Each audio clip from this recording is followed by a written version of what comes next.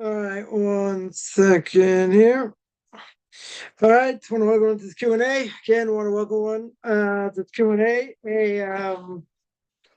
Oh, one second here.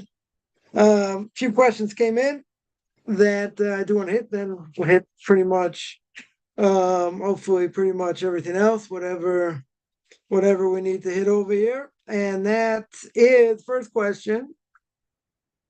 First question is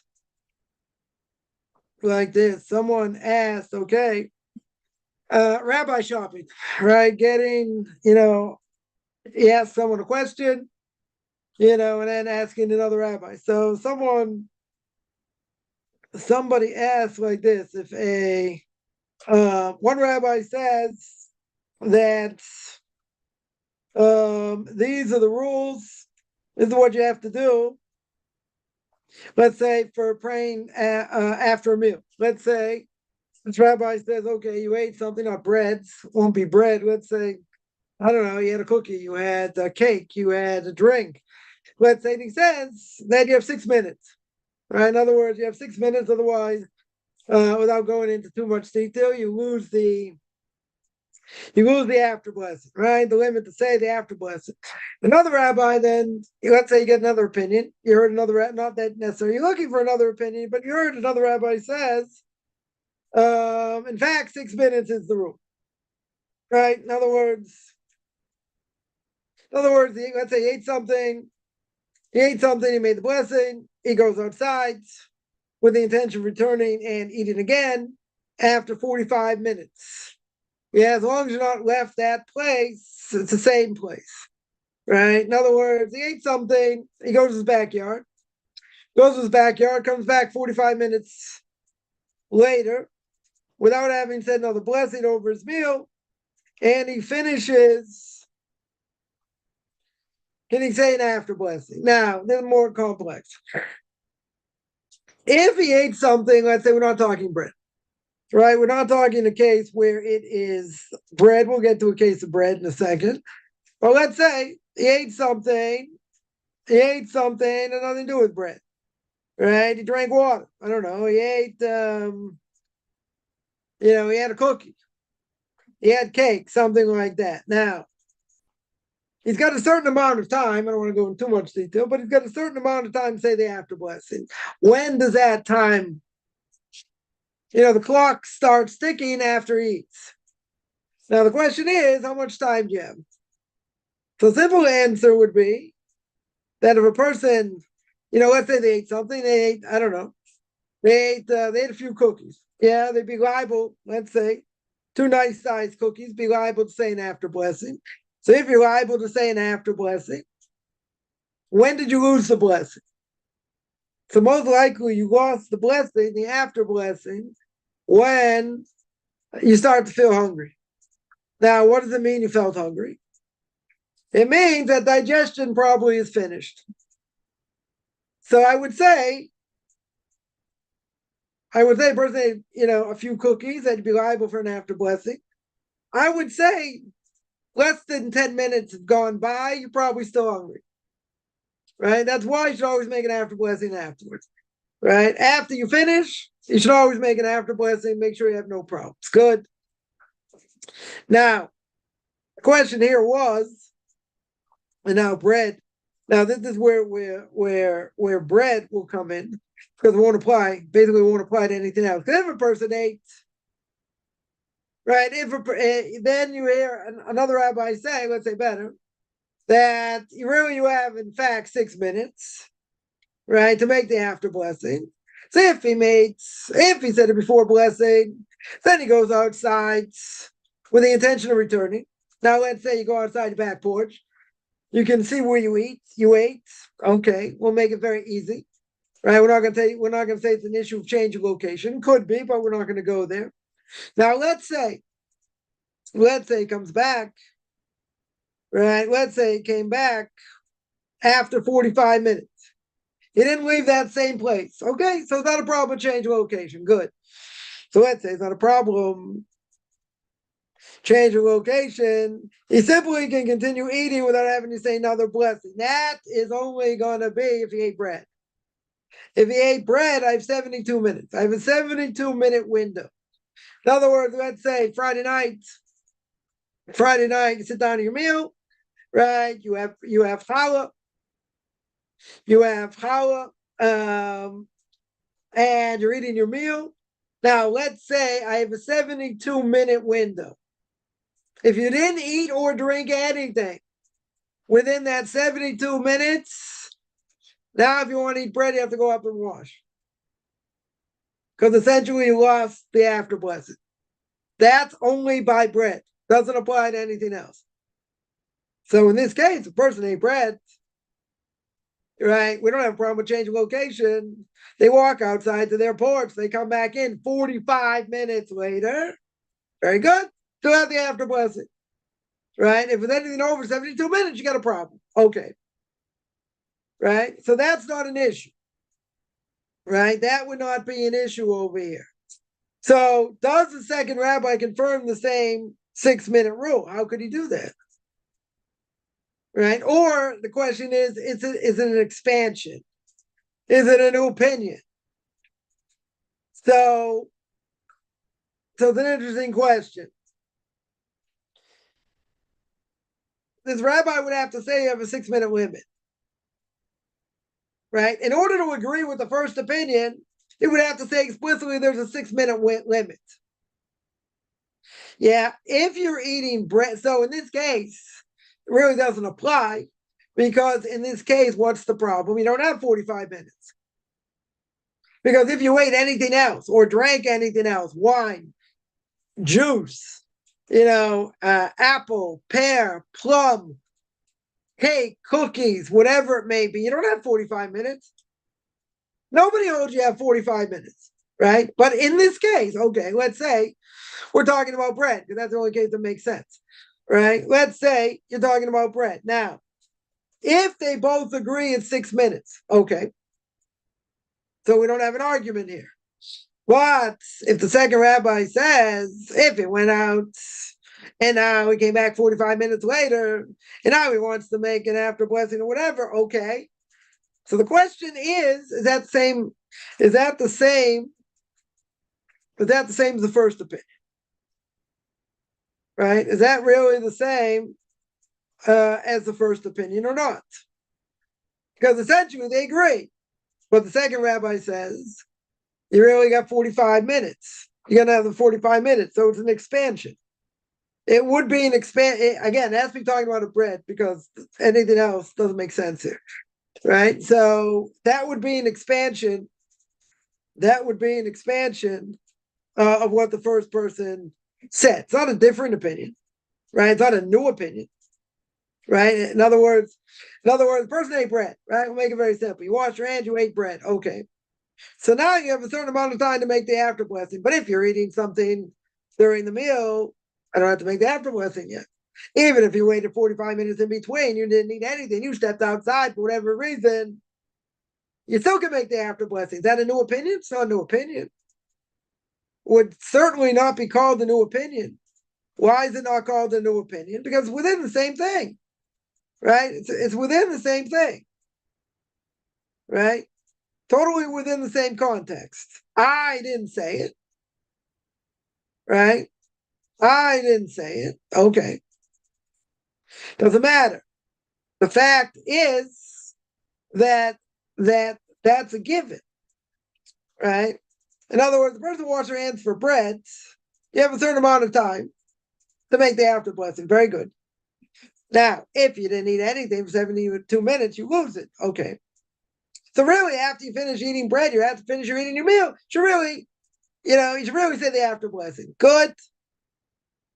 But if I already know, if this other rabbi comes along and he says, the person went out 45 minutes, came back, okay. So even if he came back, right? Even if he came back, what would I say? He can still eat it. He didn't lose the after blessing. It's not a new opinion, right? That's not a new opinion, right? That's within the idea of how long it takes for eating bread to make the after blessing. That's within the same context. It's not a separate opinion. right? Not a totally second opinion, right? Isn't it an expansion of the first opinion? I don't know if I call it an expansion. It's, it comes under the laws of eating bread, right? And how much time you have to make it after blessing. So that's not an expansion of it. If I understand, let's say, we'll make it very easy. I understand, or a person, not me, somebody understands you have 72-minute limit. Okay. But the best thing to do is what is to make an after blessing when you finish. You finish eating bread. Let's say you're eating by yourself. We'll make it, try and make it simple here. You're eating by yourself. So if you're eating by yourself, you have 72 minutes. You have 72 minutes if you don't eat anything to make the after blessing. So the best thing to do is make the after blessing straight away. Okay. So do these two opinions agree? Essentially, they do. Is the second opinion a totally new opinion? It's not a totally new opinion, right? It's all within the opinion of when do I make the after blessing if I ate bread. It's all within those guidelines, not a separate opinion. We would look at it as a separate opinion. If it contradicted, maybe we'd say something else. Or, the question is it an expansion of the first opinion? I wouldn't say it's an expansion. It's within the same thing. It's within the same category, right? That's what I would say. It's in the same category of when is the optimal time to make an after blessing, right? That's what I would say. It's not, I wouldn't say it's a new opinion, right? I wouldn't say it's an expansion. I wouldn't even say it's an expansion of the first opinion, right? It's within the format of what? It's within the format of the second opinion. Sorry, it's within the format of the laws of eating bread. That's where it comes under. So it's not an expansion of it, it's within that. It's within that category. That's what I would answer. Now, there's a second question someone asked, which I don't know, I've heard it asked in different ways.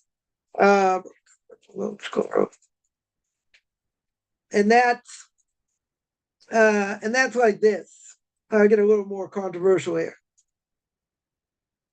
And that is a religious Jew, right? This is a philosophical question here and how we look at it. How we look at Jews and non-Jews. A religious Jew will choose the worst non-religious Jew over the most. This is the statement, right? Let me clarify. This is the statement the person makes, and now he's going to back it up. The person's going to back it up with what some of the commentaries say. So the statement is a religious Jew will choose the worst non-religious Jew over the most righteous non-Jew. Yeah. Now that statement's not true.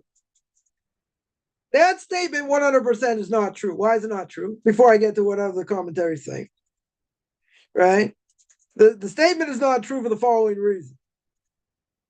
A religious Jew will choose the worst non-religious Jew over the most righteous non-Jew. Right? What's the problem with that statement? The problem with that statement is a non-religious Jew, they desecrate Shabbos, they speak Lashon Hara, right? They do things that take them out of the category of actually being a Jew, right? Desecration of Shabbos in public, that's one. That's for sure one thing, right? Marry a non-Jew, that's certainly another. Yeah, we'll take them out of the category of being a Jew unless they repent. If you're married to a non-Jew, not too much you can do except get divorced or the non-Jew converts, right? But who says, first of all, who says that statement's true? That a religious Jew is going to choose the worst non-religious Jew? Who says? That's for sure not true. Because someone who desecrates Shabbos has the status of a non-Jew. Why would a religious Jew say he's better than a righteous non-Jew?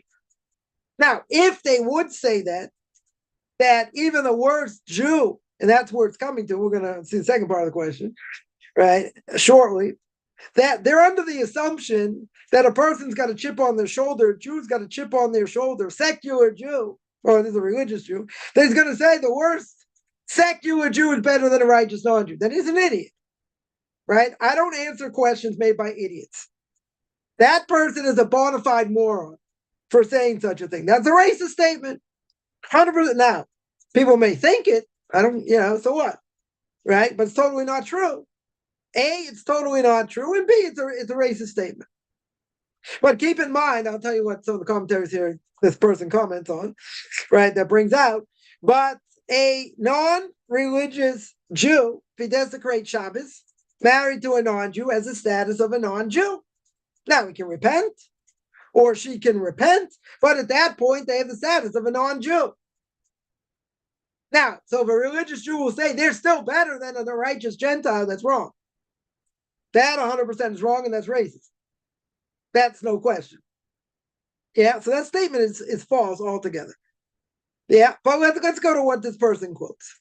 According to Rav Sajigon, he says our nation, the only nation in its Torah writes that what's the purpose of a Jew is to keep Torah, to keep mitzvahs. Because it says in the book of Leviticus, God takes us out of Egypt. Why did he take us out of Egypt? Sanctify us. Talking about what? Talking about not eating.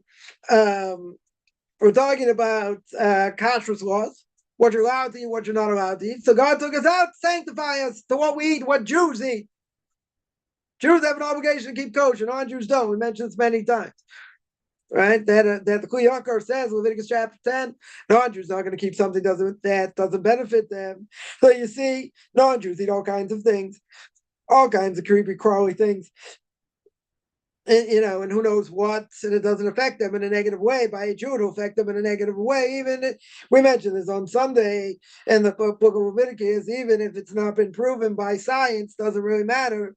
Affects a Jew differently than a non-Jew, okay. Yeah, so why would a non-Jew keep kosher? Doesn't make sense. Why would they eat kosher meat? They say, a non-Jew will say, I only want to eat clean meat. What does that have to do with anything? Doesn't affect them.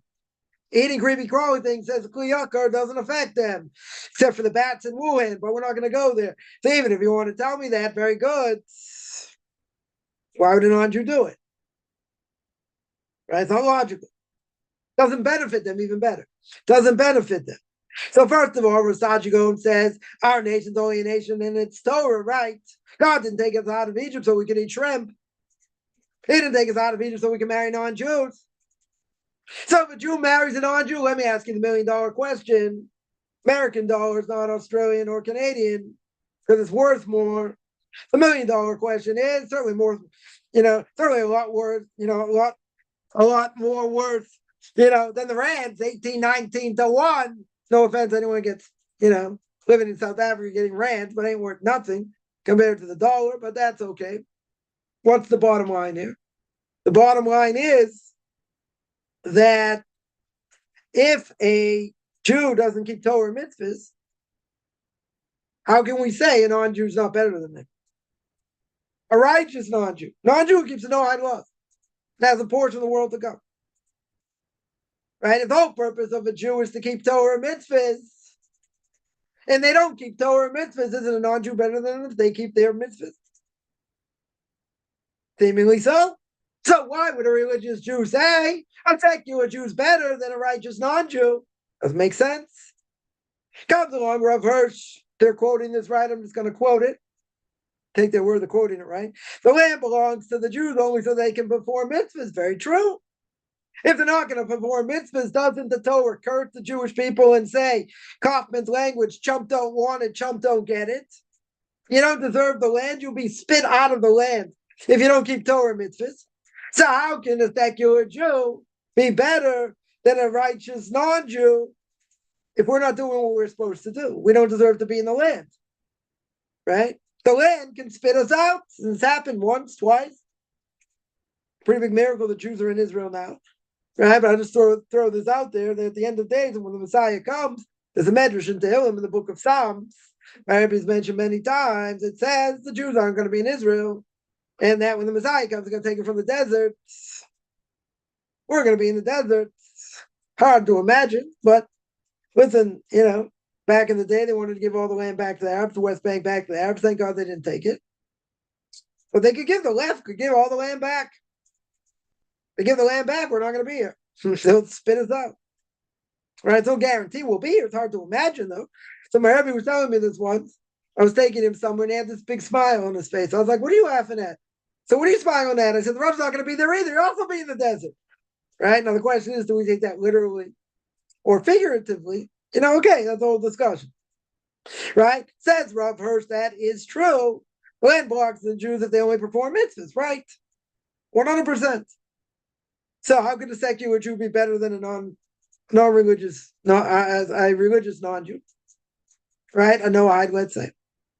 Brings down the Rambam, says Maimonides should not rescue an infidel if he falls into a pit. That's a different issue. You're talking about an evil person. Right? Right? An evil person, you're not going to, a Jew, if he's in a pit, some say you can even push him in a pit, right? And even if he's going to die there, you don't save him, right? You don't save him. So you're right. So a secular Jew, you wouldn't necessarily save him. You have to save him today. You would have to save him anyway for a lot of different reasons, right? That's not the topic here, right? But you'd have to save him. But yeah, you're right. Stick him in a pit, he could die, right? You don't have to take him out. And he brings down Chaim Vital, student of the Arizor of Isaac Luria, says it's a mitzvah to love a Shomer Shabbos mitzvah, Shomer mitzvah's guy, right? The mitzvah to love a non-Jew that keeps the Noahide laws. True. So I'm not going to disagree with the Rambam, not going to disagree with Rav Hirsch, not going to disagree with Rav Sajigon, I'm not going to disagree with Rav Chaim Vital. But this person makes a loaded statement that is racist. It's a racist statement. Because a secular Jew, again, the statement is, let's make clear, the statement over here is a secular Jew will love a religious Jew, let's get it right. A religious Jew will love the worst secular non-Jew than the most righteous non-Jew. Now, if that would be the case, and it's all about it's better to be a Jew than be a non-Jew, even if they're righteous, that 100% is racist. There's no place in Torah. Now, if someone's going to say, I've heard a lot of religious Jews say this, it's wrong. It's racist. I'm not going to answer for them. 100% it's wrong. It's wrong to say. But again, I said at the very beginning, a secular Jew is married to a non-Jew. They're better than the most righteous non-Jew? A religious person. A religious Jew is going to say that? I don't think so. A secular Jew desecrates Shabbos in public. Right? He's got the status of a non-Jew. Is a religious Jew going to say that they're better? They're better than the most righteous non-Jew? If they say it, they're racist. It's totally not a true statement. 100% it's not a true statement. And if someone makes that statement, they're not religious. The racist statement. So many things in Torah go against him, like he quoted. Like the Rambam, Rav Sajigon, Rav Chaim Vital. It's all true. So how could a religious person say such a thing? If they would, they're not religious. Kind of shocking, isn't it? It's racist. I'm not going to answer for them. It's racist. And if people think it, they're racist. All right, that's the first part of the question. Second part of the question, I get where this person's coming from. The second part of the question is if Jewish supremacy is based on spirituality and good midos and good character traits, right? What's Jewish supremacy here? Jewish supremacy over here, I think what they mean, right, is the fact that we are chosen. God chose the Jewish people, and we chose God. Very good. So it's not just based on bloodline. Why did God choose us? Because none of the other nations, no offense, any other nations out there, none of the other nations wanted the Torah, right? The Gemara says in Avodah Zarah 2b to 3a, brought down in the Medrash as well, God goes to all the nations, none of the nations want the Torah, God comes to Jewish people, and he says, do you want the Torah? They say, sure, you want to know what's written in it? They said, Naaseh v'nishma. We'll do, and then we'll hear whatever it says, right? So the Jewish nation, what makes the Jewish nation different than everybody else is the fact that God chose us, we chose him. Right? That's the difference. But if we don't do what we're supposed to do, right? Someone here quotes, very good. Shem's first born nation is the Jewish people. Very good. But if the Jewish people, if there are people among the Jewish people that don't keep Torah mitzvahs, are they any different than a non-Jew? Doesn't make them any different. They're born with a different type of soul. Okay. But the whole purpose is to keep what God said. So if they spit in God's face, they don't keep what he says. Are they any better than a non-Jew? Forget a righteous non-Jew, any non-Jew. I don't care if they're righteous or not, doesn't matter. Does that make them any better? Yes or no? The answer is no. The answer is no. Does it make them any better? If they think they're better and they got a chip on their shoulder, I hate to tell you, they're racist. They're racist. Now, the other part of this question is, it's if Jewish supremacy is based on spirituality, which it should be, right? That we're different than everybody else because God gave us the Torah and we have to keep it with the best of our ability, then good. Then the person says, I'd accept it if that's what it's all about. That's what it is all about. But if it seems like it's all about bloods, which makes no difference than land worshiping racist Germans, right? If it's about the fact that the person's born Jewish and the person born Jewish is better than a non-Jew because he's born Jewish. But if they don't keep Torah and mitzvahs, are they any different than a non-Jew? They're no different. Right? And if a person's going to say because they're better, quote unquote, because they're Jewish and not non-Jewish because they were born that way, a lot of people are not necessarily going to say for sure. Right? But if someone would say it's based on bloodline, not based on what they do, not based on character traits, yeah, then they're saying it's better to be a Jew than a non-Jew based on blood. That's wrong. 100%. Right? Right? So then the question is, my job's not to convince you, okay, but I've done lots of good things for the Jewish people, and I think I deserve an answer. Okay, that's the answer. The answer is a righteous non-Jew. Yeah, is better than a secular Jew. If the secular Jews intermarry, they don't keep Torah mitzvahs, then why would a non-Jew be any less? Why would a non-Jew be worse? Based on bloodline. Bloodline doesn't help a Jew over here. Just the opposite. It's going to get them killed, destroyed.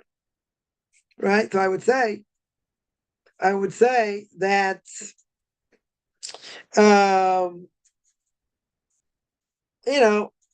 person's got an axe to grind. Why should I be looked at as a second-class citizen when this Jew doesn't keep Torah mitzvahs? Right? And who says? Who says that's true? A Jew that doesn't keep Torah mitzvahs, depending on what they do, they're worse than any non-Jew out there. Worse. And a non-Jew who keeps what they need to keep. They keep the Noahide laws properly. They're on a higher level. The only problem is that, the Gemara says that even the most wicked Jew, I don't know necessarily apply today, but even the most wicked Jew does an unbelievable amounts of mitzvahs like the seeds in a pomegranate. Now the problem is you got a lot of people today don't keep Torah, don't know nothing about Torah. Now, maybe they are doing some mitzvahs. Maybe, maybe they give charity here and there. Maybe they help Granny cross the street. Yeah, but to say in today's day and age where most people don't know the Aleph Beis, that most Jews don't know how the Aleph Beis, they don't know how to read, they don't know nothing. You want to tell me that they have mitzvahs coming out of their ears like a pomegranate? Hard to imagine. All the Lashon Hara they speak, all the treif that they eat, all the Shabbos they desecrate, the non-Jews that they're married to, and every time they're together intimately, it's Torah prohibition. So this is all based on a lie. Yeah? The assumption does not get off the ground. Because a religious person, if they're truly religious, according to Torah and mitzvahs, they will never say, and I mean never, they will never say a secular Jew, no matter what they do, is better than a righteous non-Jew. That makes absolutely no sense. And if they would say it, right, well, we'll take the opposite case. Let's say they would say, like this person's claiming, yeah, if they would say it, they're 100% racist. They're 100% racist. Let me say that one more time. They're 100% racist, has no business being called a religious Jew. That's how I would answer. Yeah, other questions are here. Someone asks, okay, 2 related questions to the written Torah. Yeah, let's see. Let's see if they are related. One is, did the scribes change text of the Bible? No. That was easy. The answer is no. They never changed anything. So you're going to ask me, okay, then explain if there's a difference. Tikkun Soifrim, fixing of the scribes. Yeah, and Kriyan Ksiv, how it's written and how it's spoken. What does that mean? It means they didn't come to amend it. They're not allowed to amend the text, right? Moses wrote it down, right? Moses write it down. Moses is a scribe. That's all he is. But sometimes there's a difference between the way the Torah is written, and the way sometimes there's a difference between the Torah, the way it is written, and the way it is spoken, i.e., how it's supposed to be read. Why? How can they fix this up? What's the problem? Problem is there are a lot of things that we lost the spelling from, that we don't know how to spell. Right? So what do? So you take a bunch of Torah scrolls, right? Old Torah scrolls. You compare them. You compare them, and if you see there are, some words are instead of spelled with an aleph at the end, they're spelled with an ayin or with a hey or something like that.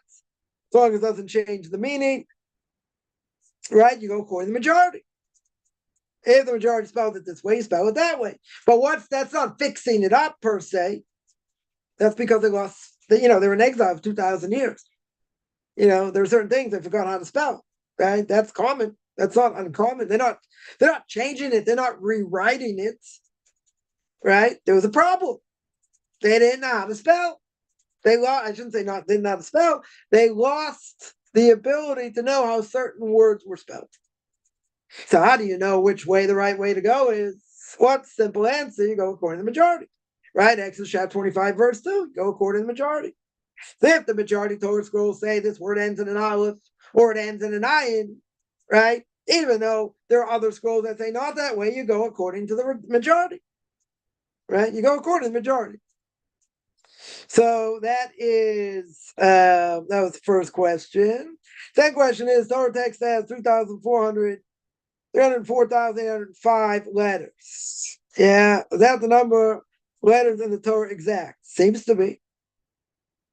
Right? Again, even if you would say there's different spellings, if there are different spellings, that means that either there's a letter at the end that's not the same as in other, in other texts, or sometimes there was a vowel, a vav, that was added, right, or taken out. Sometimes you have a word that has a vav for an O sound, or you have a dot above the word that also means the O sound, right? So you can have a discrepancy, right? Is it the same exact? Sounds like it.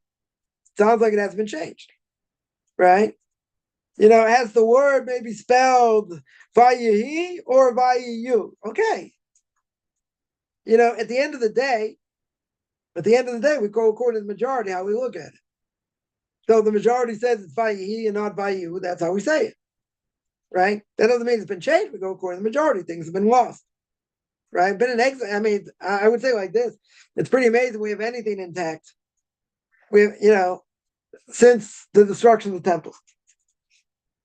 Jews are dispersed all over, not allowed to keep Torah mitzvahs, or very hard. Very, very hard to keep Torah mitzvahs. So it's very hard to keep Torah mitzvahs. Don't you think certain things would have got lost? A lot of things got lost. Say the Gemara says there were 300 halachas that were lost. After Moses died. Forget exile. After Moses died. Right, one of the rabbis came back, reconstructed them all, and brought them back. Okay. Yeah, but if you're going into exile, you don't have your own land. You're dispersed around everyone else being persecuted. So, it's amazing we remembered anything. That's why the Torah had to be written down. That's why the oral law had to be written down. Really, it should have been given over orally. Very good. Even though it should have been given over orally, it would have been forgotten. 100% it would have been forgotten. So even though the rabbis say you shouldn't write it down, it should be forbidden to be written down. Very good. If it would have been written down, we wouldn't have anything. We have nothing today, right? So that's not an issue, right? That's not gonna be an issue. The pronunciation and the gutturals or how they are pronounced is gonna differ, right? It's gonna differ according to Ashkenazim, Sephardic, and Yemenites. True, right? That doesn't change the meaning of the word, right? It's just a pronunciation, right? So yeah, there are just different customs. I would say though, if an Ashkenazi Jew is in a Sephardic synagogue and the person reading Torah goes according to the way Sephardic people pronounce the words, or Yemenites pronounce the words, it's a very good question. Do they fulfill their obligation or not? It's a very good question, right? Because it's not the same. It doesn't sound the same, right? Could be the other way around. If a Sephardic person or a Yemenite hears an Ashkenazic pronounce the Torah, right? Read the Torah. Could be that's okay, right? For different reasons I don't want to get into, right? But that doesn't change anything. That doesn't change the meaning of anything, right? So, again, there's another example, Deuteronomy chapter 23, verse 2. Whether a word should be spelled with an aleph at the end or a hey. Let me ask you, does it make any difference? Does it make any difference whatsoever? What's the answer? No. Why doesn't it make a difference? The reason it doesn't make a difference because it doesn't change the meaning of the text. If it would be something that would change the meaning of the text, we'd have a much bigger discussion, right? The other question is how to spell it. And that's the reason, by the way, someone's reading Torah, they make a mistake, you correct them. They're not allowed to embarrass someone in public. Why do you correct them? Because if they read it or chant it, whatever you want to call it, they chant it in front of everybody and they change the meaning of the word you have an obligation to correct them. If they don't change the meaning of the word, that's not an issue. They don't have to go back and say it right. It doesn't change the meaning, it's okay. Right? So whether it ends, this word of Daud Chaf Aleph, the example this person gives, right? Whether it ends with an aleph or a hey, in the bigger scheme of things, it doesn't really matter because it doesn't change the meaning. But how do we spell it? Very good. How do we spell it? So we go according to the majority. If the majority of Torah scrolls say, it's written with an aleph, you say it with an aleph. If you spell it with an aleph. If it's with a hey, then you spell it with a hey, but that's not changing anything. The scribes are fixing up, so to speak, the inaccuracies, right? Or the inconsistency to make it consistent. How are they allowed to do it? Again, we have a preference. We have an inference in the Torah. The Torah says you go according to the majority. So you go according to the majority of scrolls. If the majority of scrolls say it ends with an aleph, you go with an aleph. If they say it ends with a hey, you go with the hey. You go according to the majority. It doesn't change the meaning. Yeah, the Gemara Kedushin says there are 5,880 verses. Our Torah is 5,845. Yeah, the question is, take that literally or not? Right? I'm sure there's an answer. I have to look it up. But the difference telling me there's a difference of 43. 43 verses is a big difference. Yeah. Let's see. I have to see what the answer is, why that's not a discrepancy. Because that's a pretty big discrepancy. Yeah, that's a pretty big discrepancy. Even if you have one verse that's not there, it's a problem. Right? So the question is, what was added, what was taken out? If that is the case, which I doubt, I highly doubt that's the case, but that's being answered why there's a discrepancy. It's good. Give me homework. 1 second. I'll just make a note here.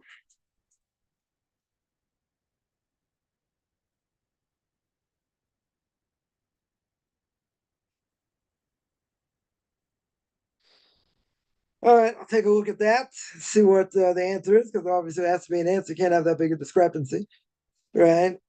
Even a few verses, you have big discrepancy. So yeah, I'll have to check that out. Let me see. There are other questions here. Someone Someone asks, but what can a righteous non-Jew really have in common with a religious Jew? That's not the question. That 100% is not, that's irrelevant. That's not the question. The person is venting and saying that a religious Jew is making a statement that he would love more a secular Jew than a righteous non-Jew. Yeah. What does he have a connection to a secular Jew? How do I know what he has a connection for? It doesn't matter, right? He's making a statement. Even if he never comes in contact with a secular Jew. Maybe he does. But the point is, why is a secular Jew, if they don't keep Torah mitzvahs, they spit in God's face, on a daily basis, they intermarry and do all these other things, why would they be, in a Jew's eyes, why would they be better than a non-Jew? A righteous non-Jew. You think it's Jews stick together, that's racist. No, it's wrong. Period. If they're righteous non-Jew, why don't they convert? That's not the question. Listen to what the question was. That was not the question whether they convert or not. The question was, a religious Jew is going to say a secular Jew is better than a righteous non-Jew. Not that the righteous non-Jew has to convert. What does that have to do with anything? That wasn't the question. The question was, why would they look at a secular non-Jew better than a righteous non-Jew? Sorry, a secular Jew, why would they look at a secular Jew they think they're better than a righteous non-Jew? That's wrong. That's the statement I made. It's wrong. It's racist. It has nothing to do with a righteous non-Jew is going to convert or not. That doesn't matter. We don't care if he converts or not. That's not the question. It's even better he doesn't convert because he's a non-Jew. He's a righteous non-Jew. Why shouldn't a righteous non-Jew be looked better in the eyes of the Jewish people than a secular Jew? It's a good question. It's a good question. If someone doesn't think that, then they're a racist. They're 100% a racist. Because the secular Jew does a great job, has the status of a non-Jew. Why is he better than a non-Jew? And if he intermarries and eats pork, he's better than a righteous non-Jew. Who says that? If people look at it that way, if religious Jews look at it that way, that's wrong. That's what I'm telling you. It's wrong. And if people say it, they're not religious Jews, because there's no way to slice it. It's wrong. Period. Right? Totally wrong. Someone asked, what's the language until Bavel? I don't think Yiddish was also a language before the Tower of Babel, right? Yiddish is also a holy language, as well. That's why a lot of Hasidim won't speak any other language, not even Hebrew if they don't have to, right? Because Yiddish is a much more potent language, much more holy language than even modern day Hebrew.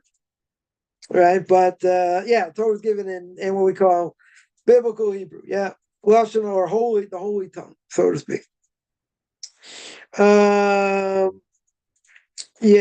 Let me see other questions. Again,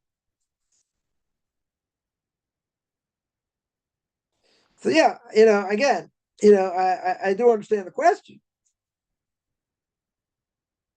It's unfortunate people think that a secular Jew would be looked at better in the eyes of a religious Jew than a righteous non-Jew. Now, a secular Jew, as we always say, try and do whatever we can to bring them back. We're not necessarily interested in working with non-Jews, whether they convert, they don't convert. It's no mitzvah to bring them back to their own mitzvahs, right? We said this many times. It's no mitzvah to draw them close. We look out for our own. That's true. That is true, but technically speaking, a secular Jew, no great shakes, they're not keeping Torah mitzvahs, a non-Jew is better than them. Is on a higher level than them if they're doing what they're supposed to. Right? That's clear. Right? Now, if someone says not that way, then they're racist. Right? That's the bottom line. Would it be a righteous non-Jew doesn't practice JC idolatry? Right? That's what we're talking about. It keeps the no-hide laws. Right? Doesn't commit idolatry, adultery, anything that's universal according to Torah, doesn't steal, doesn't kill, right? Many things that make them a righteous non-Jew, right? If you had a righteous non-Jew and a non-Jew that believes in JC, that's totally different. He's an idolater, death penalty. Anyone who believes in idolatry, right? As a non-Jew, even for a Jew, is death penalty. So they're not righteous. How can a righteous non-Jew believe in JC.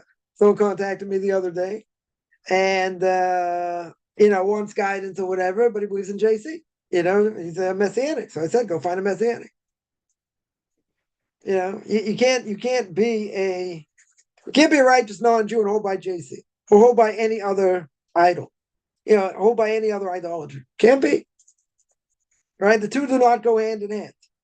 JC was a Jew and this and that. Whatever, doesn't matter. Idolatry is forbidden. Many times the Torah says you're not allowed to, you're not allowed to believe in idolatry, make graven images. That person will never be considered a righteous non-Jew. Even if they're a Jew, they believe in JC. They won't be a righteous Jew either. Right? It's a false prophet. Any false prophet, Torah says in Deuteronomy, deserves death penalty. Even if they can do miracles, doesn't matter. Doesn't matter. They're a false prophet. Why? It's a test. It's a big test. They can do miracles. They say by JC, the miracles he did, he had the name of God, written on engraved in his leg. Right? An ineffable name of God is able to walk on water if it happened. That's how they say how it did happen. Otherwise, how's he doing miracles? Now, they can do miracles through sorcery.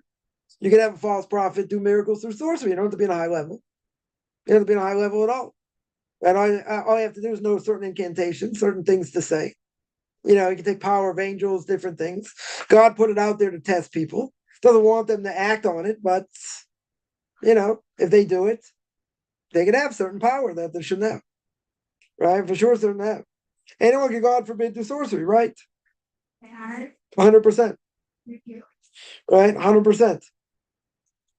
To use it the right way, you have to be on a high spiritual level. And even so, you don't use these names of God to save people either. Right? One of the rabbis went up to heaven, wanted to use a certain ineffable name of God to save the Jewish people from destruction during the during the destruction of the temple. And the heavenly court said no.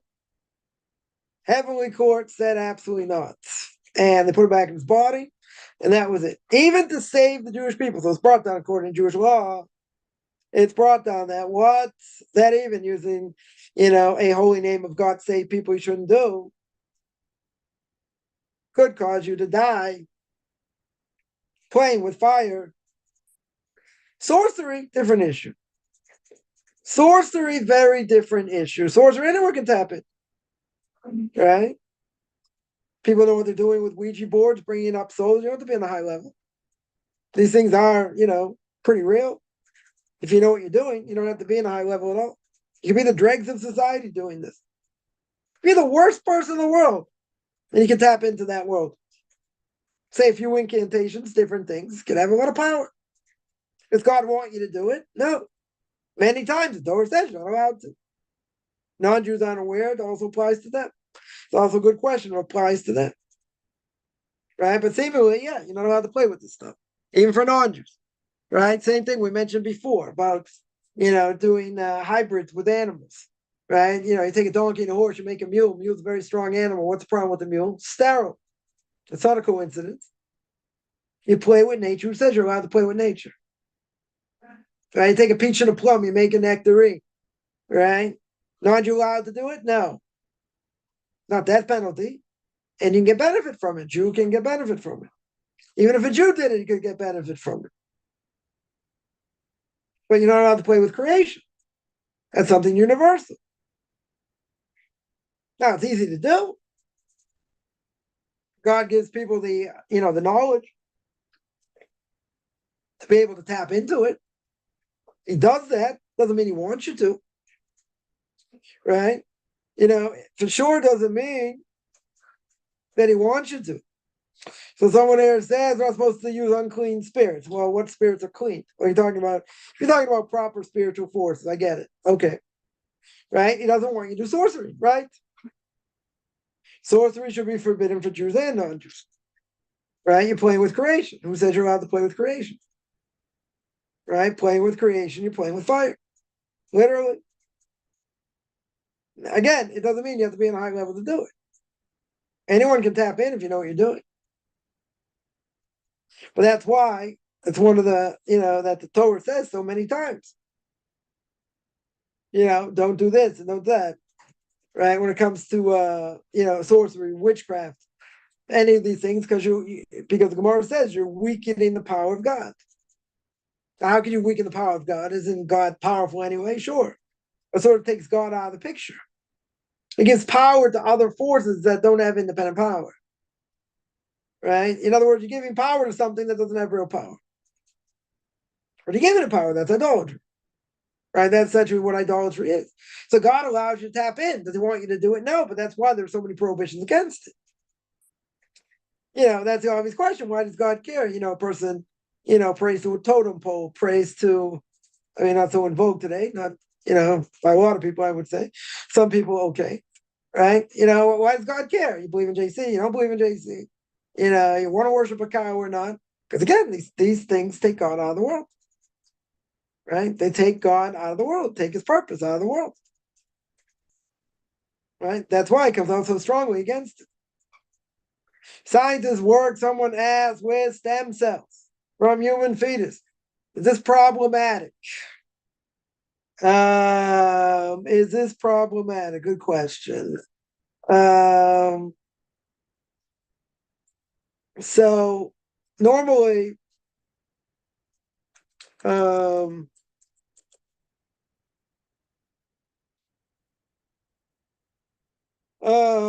it shouldn't. I don't know.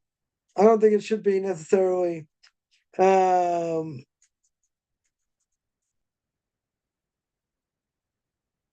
Should it be? Should it be? Should it be an issue? I don't think it should be necessarily an issue. I mean, it's a pretty big thing.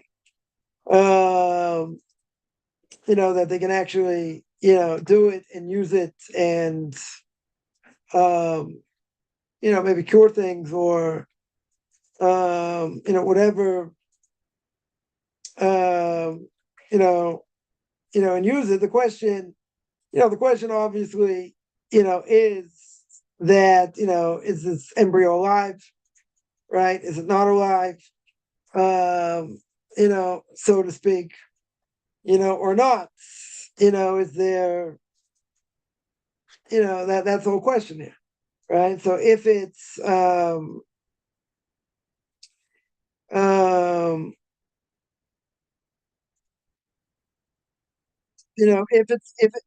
if it's an issue,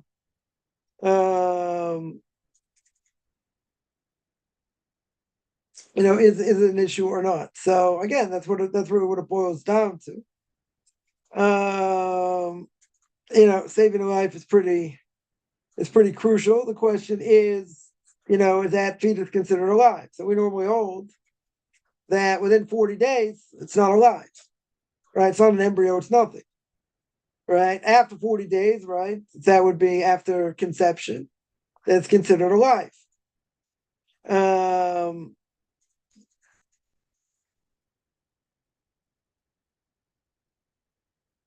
So seemingly,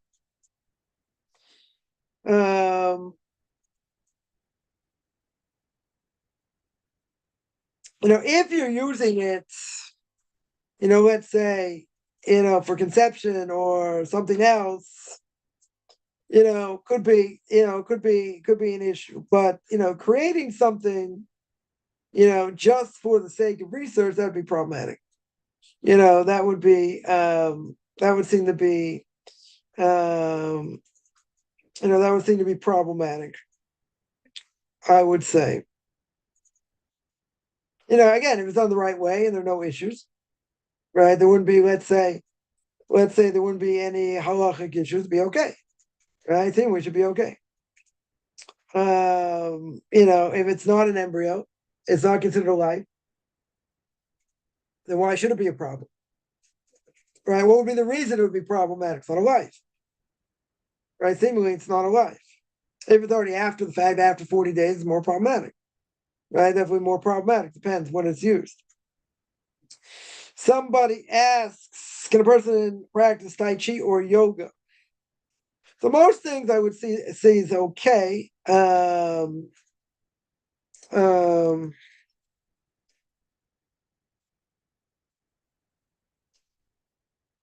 you know,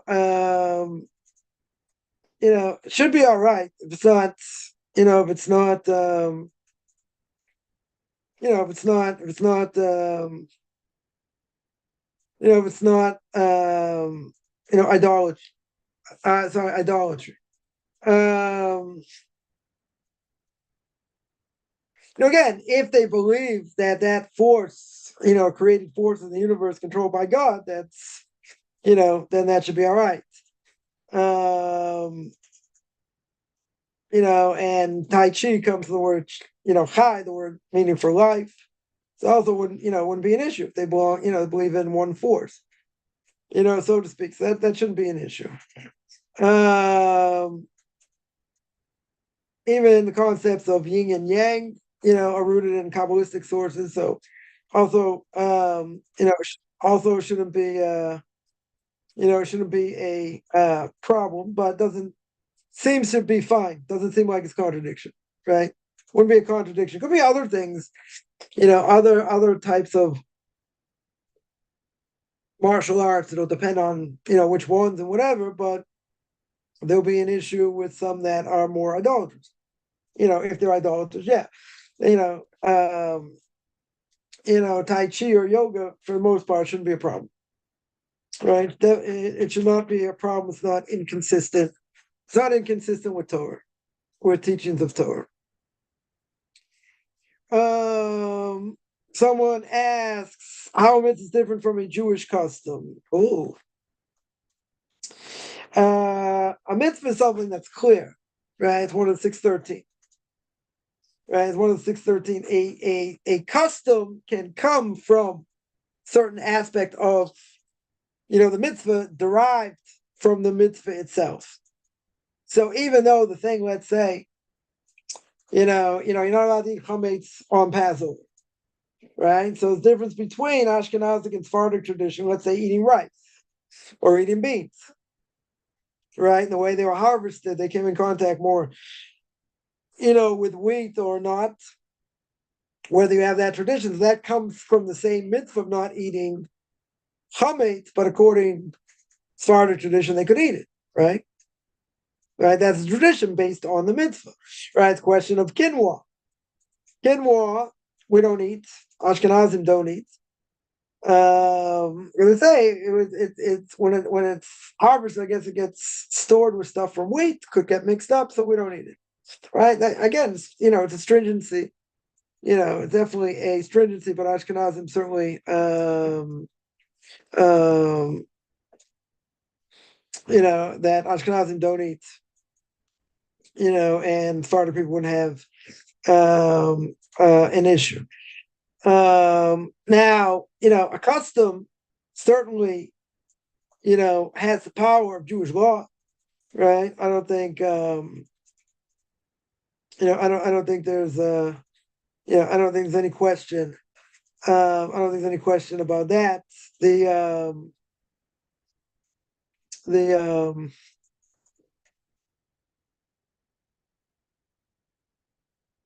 it's more, I would say, how would I define it?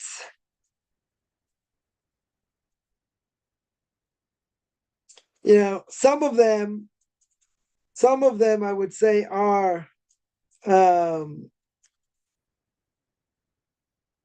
based in Jewish law, right? No question.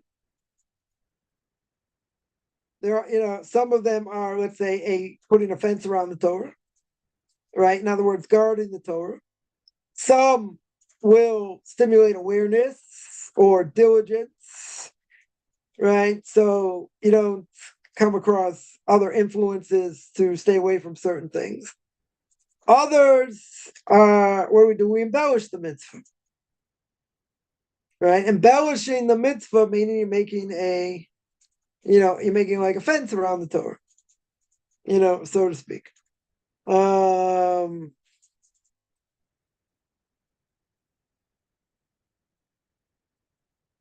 That's what I would say on that.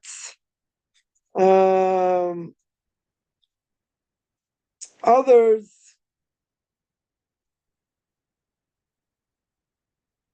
Others, ask the question, well, is it binding? Right? Different customs that people have. So again, it may be based on the mitzvah itself, or maybe, offense. Offense around the Torah. Based on the mitzvah, or something that comes out of the of the mitzvah itself. Yes, that's how to answer it in a nutshell. Yeah, any other questions? Somebody asks, is coffee parb? I mean, should be. I mean, if you don't add milk to it, coffee 100% should be parb. Can we use things like Clorox, bleach to clean, or other detergent? Yes, not a problem. Right? One thing to keep in mind, person has a pet, let's say you have a dog, feeding it dog food, you have to make sure that the dog doesn't have to eat kosher meat, but you got to make sure it's not a forbidden mixture of milk and meat. If they have milk, if on the bag itself, ingredients have milk and meat together, you can't even feed it to your dog. Right? You have to, that's why you may find that some, what's it called? Some dog food has rabbinic supervision on it, in order to show that there's no mixture of milk and meat. So mixture of milk and meat, one of the aspects of it is it's forbidden to get benefit from. Forbidden to get benefit from means that you're not allowed to even serve it to a dog, right? You're not allowed to give it to a dog. So any other thing, any other product, cleaning product does not need rabbinic supervision. Not bleach, not anything else. There are things that we have, they put rabbinic supervision on, for Passover, which is kind of strange in some ways. That's what it does is for the sake of just to show there's no chametz byproduct in it. But again, you're going to say it's bleach, right? You're going to say it's dish soap. No one's going to eat it. No dog's ever going to eat it, right? So why they put rabbinic supervision on it's a good question. But again, just tell you like there's no chametz on it or any leavened product, nothing in it. That would be forbidden for Passover. Very good. It makes more sense, I would say, let's say, by a person uses plastic plates, and it'll say kosher, you can use it for Passover. Why? What's the problem? They put cornstarch in it, which is a derivative of chametz, right? So therefore, you wouldn't be able to, even though you're not going to eat those plates, but if you put food on it, it's mixed with chametz. But again, these type of things more stringencies, let's say for Passover. But I would say these other things, any detergents, cleaning detergents, do not need rabbinic supervision.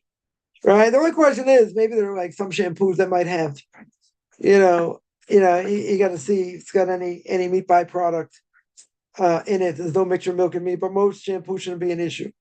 And a person would say, even if it would be, you can't eat it. The person would never eat it. So that shouldn't be a problem. It's like totally nullified, so to speak. Right. But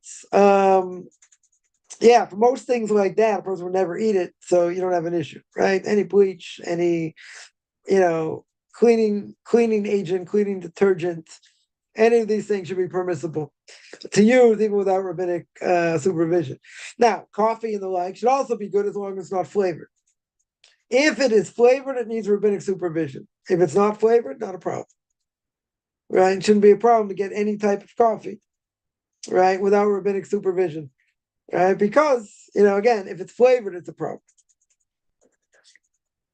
If coffee is not flavored, then you can buy it without any rabbinic supervision. Is it better to buy it with rabbinic supervision? I would say yes, you don't have to, though.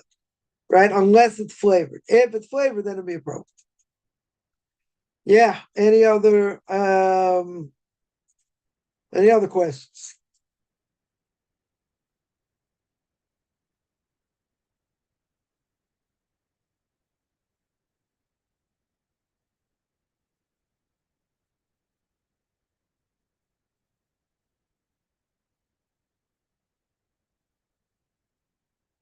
All right. If there are no other questions, I'm going to stop here. I do this every Tuesday and Thursday, 10 o'clock Eastern Time, 5 o'clock Israel time. Anyone has any questions, find me on Facebook at Mike Chaim Kaufman, Beyond Orthodox Conversion Judaism, orthodoxconversion.com, Beyond Orthodox Conversion Judaism on YouTube. There I got videos on the Torah portion of the week, which I'm very behind.